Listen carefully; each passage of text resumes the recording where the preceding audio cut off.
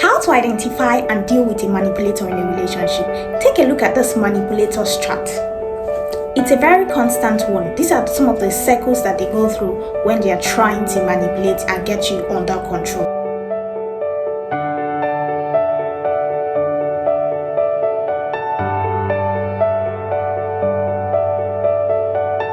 Hello everyone, my name is Gbemi of Impact with Gbemi and you're welcome back to my space.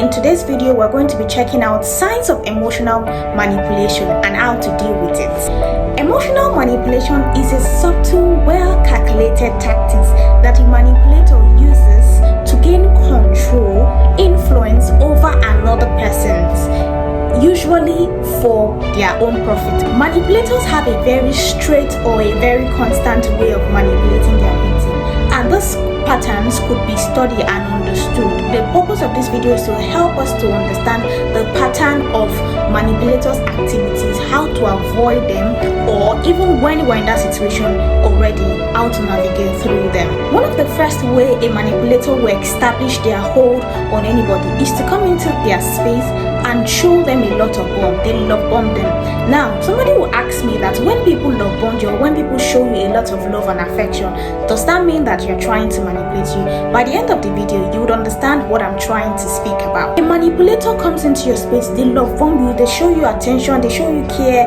they're always there supporting you emotionally, socially, they're showing up for you, they are helping you, they're making sure you are safe. It gets to a point where you begin to feel a very strong connection with them, and at that point, when they see that they've gotten your trust, a manipulator will drive you to that point where you become very comfortable with them. You begin to withdraw themselves, they withdraw their affection, they withdraw themselves, they withdraw their attention, and they make you begin to start chasing them and start looking for their attention. After this withdrawal stage, which is the phase that is really planned, and that is where the main manipulation begins.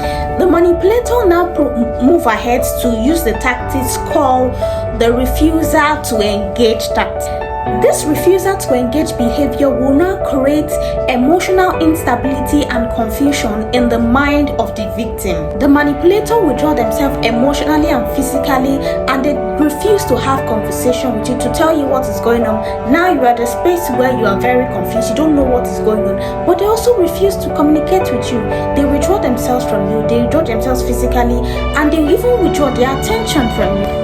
I like you to know that their silence is not just that they are avoiding you. No, it is pre-planned for you to chase after them, for you to crave their attention, for you to be desperate to have them, to have conversation with them, to speak with them, to want to hear from them. When you try to have a conversation about their absence, or you try to have a conversation to express how the situation is making you feel, they pretend as if they don't know what you're talking, and they respond with what like, I don't see a problem here, there's no problem, we're both been busy, everything is okay, you're too dramatic, you always like to start up a fight, I'm not ready for this, I don't want to have this conversation with you, and they now begin to blame you for the things that they are clearly doing that is planned. They now start to tell you that, oh, see, I'm not in for your troubles, you're always so troublesome, you're always so dramatic, this is the reason why I don't like talking to you, this is the reason why I want to stay away from you, please, I need my peace, you're too troublesome, blah blah blah, and they make it look as if you're the problem. See, let me tell you, these are just tactics planned by the manipulator to throw you into confusion and to make you start questioning yourself.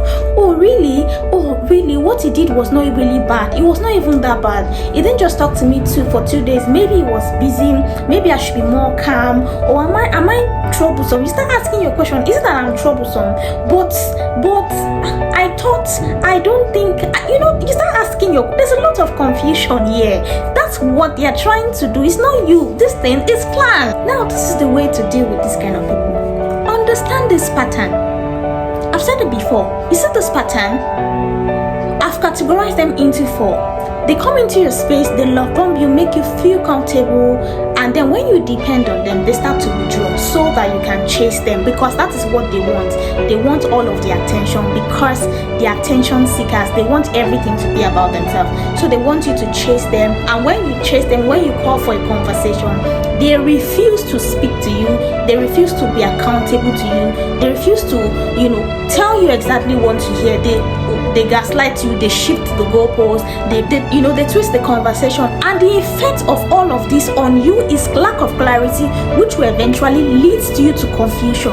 You get to that state of serious confusion. You don't even know what to do. You don't even know what to say. You don't even know how to speak to them, because whatever way you try to bring up conversation, they always have a problem with it. So every conversation with them does not always end up nice. You don't come up with any solution. So it's baseless having a conversation with a manipulator, because they are not reasonable people. They planned to be like that. After identifying this pattern in somebody, please resist the urge to call them to a conversation or chasing them for explanation. No, because when you are doing that, you are feeding their control over you. They gain more control over you, they become more powerful, and they are happy, of course, because their tactics is playing out well, just as it is planned. See, one of the ways to deal with them is that when you identify that that's who they are, just all you need to do is to set clear boundaries and communicate with them clearly. Don't flog the problem. No, just tell them exactly what you want or how you feel without speaking about the problem. Of course, they are not going to listen, but it's okay. But don't be distracted. Focus on dealing with this the right way. Speak to them respectfully and make sure you communicate clearly to them. After communicating, be prepared to walk away if your concerns are not respected. I will say that all of these things I've said do not really make sense, because when people come into your life, of course they love bomb you, and sometimes some people are too busy or some people are bad with communication. That is not what we are talking about.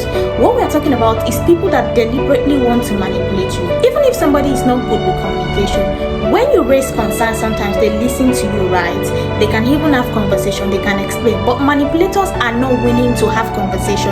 They're not willing to explain. And the difference between a manipulator and a healthy conversation is that they will not leave you confused. At least they will provide some sort of clarity, but a manipulator will not do that. So that is the major difference. Because a manipulator do not really care about you. What they care about is themselves. The last thing I'm going to be speaking about in this video is, after all of this process, you seek support. You seek support from friends, from family, somebody that you trust, or even speak to a professional on ways to deal with all of these emotions that you've been through. Thank you for watching. I'll see you in my next video.